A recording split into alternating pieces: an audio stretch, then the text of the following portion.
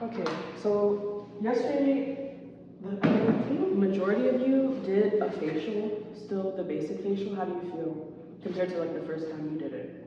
I feel a little bit. Destiny, you've done 2 facials? Okay. Well, on the client. Everyone's done about 2, right? How do you guys feel? I feel so much, after that boy, I really do feel much more confident. Okay. Any other feelings? I feel a little bit more confident since I have my set again. Okay. I feel confident too. I feel like the notes do help a lot more. Yeah. That's pretty common practice. Like I said, when you first get into the spot, like the spa, salon, whatever, the suite, whatever you're doing, spend a lot of time. You're expected to spend a lot of time on education. Even when I got this job, there was so much education, like I had to get like done quickly and take notes and retain the information so I could teach you guys. Like, this industry requires you to always be a student first, always be humble, never feel like, oh, like if I came in not humble, feeling like I don't need to learn this, I don't need to get all these certificates, like y'all making me do too much. She probably, I mean, there's probationary periods in every job you're gonna ever get, so it's an expectation that in this industry, you show up willing to learn, at least. So, with that being said, I like that you guys feel confident with the basic facial. I feel like we can start moving on because, like you know, Bio-Therapeutic is a brand that is revolving around the physical exfoliation, the machines. So it's really time for you guys to start getting on the machine. So I know I did that demo of the microdermabrasion. You guys feel like you can start doing that? Yeah. I think that's the first machine I want you guys to start with. And we can start today. Do you feel like you need another demo? But the reason I'm talking about it is because today we're gonna talk about the histology of the skin. As estheticians, you do need to know a little bit about anatomy and physiology, specifically the process of exfoliation and how it works. Does anyone know how long it takes a stem cell, a new cell, to get from all the way from the stratum of the cell to become a dead stem cell? Approximately how long does that process take? I'm assuming longer than a week. I want to say 3 days. Ooh, 3 days. It's 30 days, 30 to 40 days. Write that down. Everybody should have your notes out too. Babies take the least amount of time. So if you look at their skin compared to your grandma's skin, what do you notice? It's night and day, right? One's plump and voluminous, and because it takes less time to exfoliate the skin. But the older we get, the longer it takes. And Wait, if you look at an older person's skin, even they have like, maybe when they get older, they start getting like psoriasis or, you know, liver spots. It takes a lot longer for the skin cells to exfoliate away. And so when people come to us, basically with these machines and these chemical exfoliants, these physical exfoliants, the extractions we're doing, it's helping speed up this process. Do you understand? I'm sorry, say that one more time. When people are coming to us to get physical exfoliants, machine exfoliants, chemical exfoliants, they're coming to us to make this process happen faster. Because what are we doing? We're taking this level off. This layer of dead skin cells, we're taking it off. So that's what they come to us for.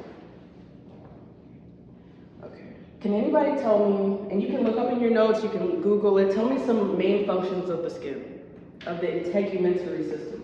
I'm sorry, what is the integumentary? That's the skin system. Oh, okay. That's the system of the skin. Oh, okay. One of the bodily functions. And you're wanting to know like the main... What are the main functions? What are the priorities of our skin? Protection? To protect. From what? Trauma, harmful pathogens, toxins, and ultraviolet radiation. Okay. Somebody else tell me some more facts.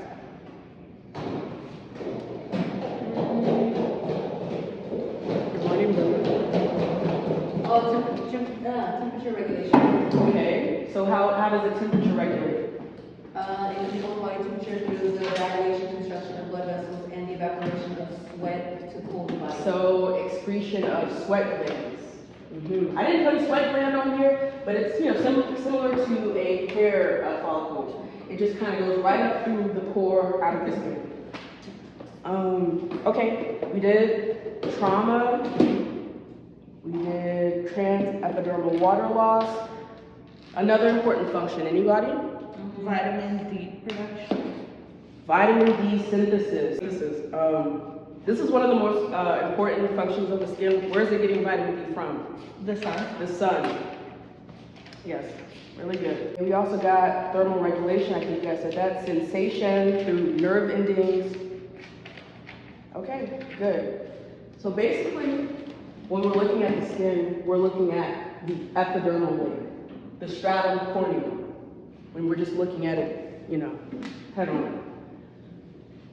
This is about 40 layers of dead keratinocytes. That's a word you're going to need to know. They consist of keratin. Does anyone know what keratin is or does? It makes your hair strong. It does make things strong. Why? Because it's a protein. So it makes the cells durable. So they become more compact. That's why I made them small, compact. Whenever they get in that compact shape, that's called a squamous cell shape.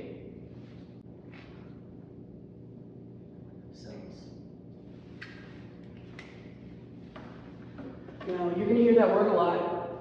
It's hard to pronounce, keratinocytes. But that's what makes up all of these epithelial cells in the epidermis. This layer right here is the epidermis. It consists of the stratum corneum, the stratum granulosum, the stratum spinosum, and the stratum basale. You can notice the basale because it's this compact single layer of stem cells, keratinocytes, and melanocytes, and tactile cells. What is important about melanocytes? Melanin. They create melanin. So these, this basal layer is all epithelial cells, undifferentiated cells, stem cells. Undifferentiated cells means these are new cells that haven't decided what they're going to be yet. They could be muscle tissue, bone tissue, they don't know what yet. And so what you're going to see from the melanocytes is, let me kind of show you. When they decide the melanin production needs to start, they'll start to spread the melanin. And it'll kind of start to breach through the other cells until it makes its way to the surface. Now you might notice some differences between you and I. Some shade differences. Well, it's because my melanocytes produce way more melanin than you guys. Anyone would like an example of that? What that looks like in a real cell? I thought you might. Maybe we should go up from the stratum cell. We already said what's in it.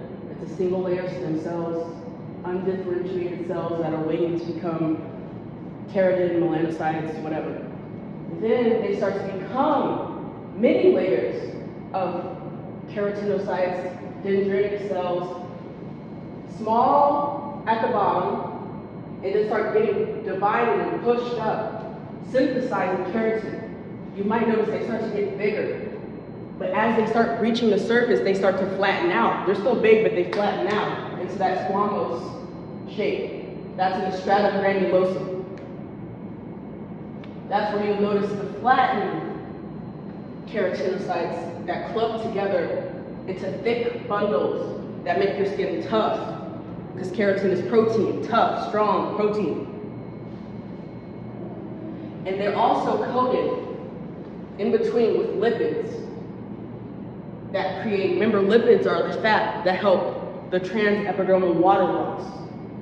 So remember when you were saying your skin helps with secreting some water to keep you cool, but also if you get in the ocean, you're not absorbing all the water and like it imploding on yourself. So it works both ways, and the lipids help with that. And then of course we said the stratum corneum is all the dead skin cells, the cells that we can see on the surface of the skin. Okay, lastly we have the thick dermal layer. This is where we're going to start seeing dermal blood vessels, the beginnings of the hair bulbs, the beginnings of the pores, the sweat glands, the sebaceous glands. Does anyone know what the sebaceous gland produces? Sweat. No, that's going to be the sweat gland. Oil, sorry. Oil production, otherwise known as sebum production. What does that do? That oils the face. It oils the hair follicles in the skin so that they don't become too dry, too brittle, too rough. Everything needs a little bit of oil, you'll notice, to keep the water in, to maintain flexibility. So people with dry skin, they have less of those, or?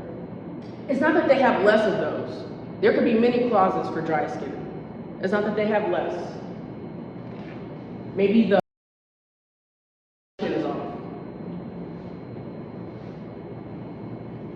Okay, in the dermal layer we have the papillary dermis and the reticular dermis.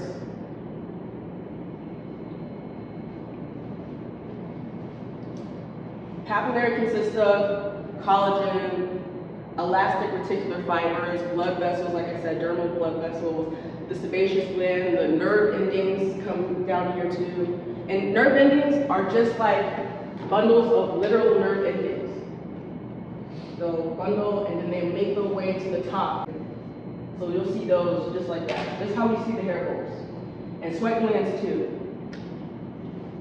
They all reach a core at the surface of the epidermis. And you guys, you'll need to know all of this for PSI, the written portion. You'll need to know each layer and what's inside each layer.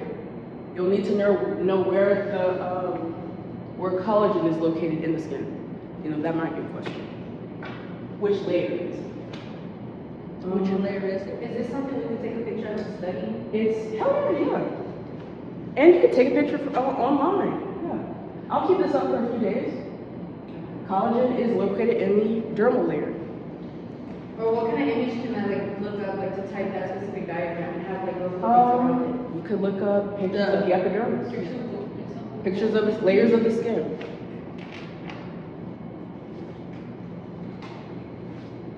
Okay. So, where am I gonna write this? So keratin is in the stratum spinosum? Yeah.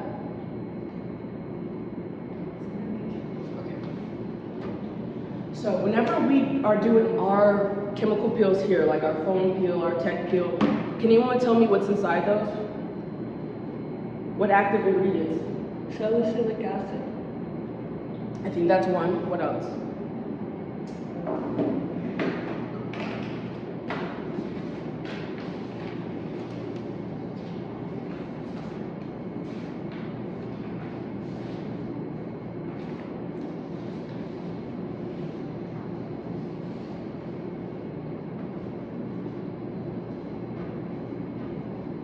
Oh, you're asking what's inside of it? Yeah, what active ingredient? Glycolic acid. Glycolic acid, salicylic acid.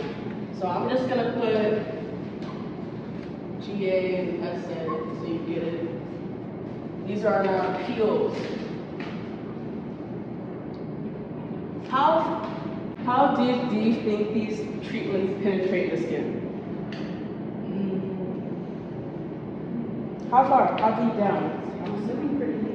How deep? It's only surface level. So how deep? So What layer? What layer do you think? granulosum? Very good, Destiny. We're only going to be able to reach down to the granulosum. Right about it.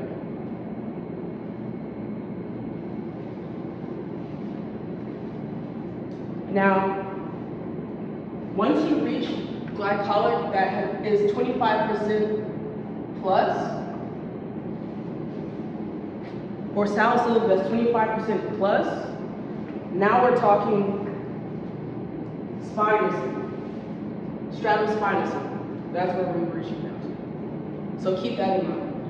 Keep that percentage in mind. And I think for other peels, like for TCA, it's 20 to 30. we're not working with TCA here, but you might run into it, you know, once you get your license somewhere down the line. So keep that in mind. Can someone look up with a microdermabrasion what layer of the skin we're penetrating? I can't remember off the top of my head. It's only the top, right? Can you look it up? I want to be sure. I just want to be factual. The outermost dead cell layer of the epidermis. That's what it's saying? For a microdermabrasion? Okay, cool. Good to know. So micro is actually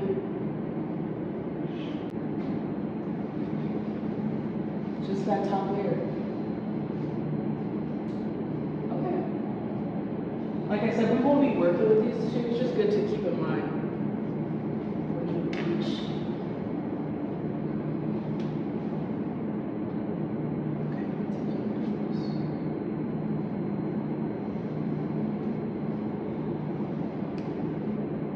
The reason I want you to know that is because whenever we start working more with the chemical and physical exfoliants, be able to tell, like whenever you're able to speak about the body scientifically, whenever you're able to say we're only affecting the top layer of the epidermis, the stratum corneum, makes you sound competent, no? Makes you sound like, oh, you really know what you're talking about, even if you do feel like not so confident.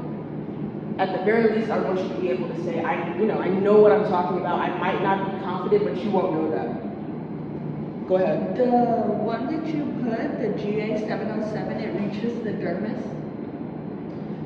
If you're working with a product that's glycolic acid up to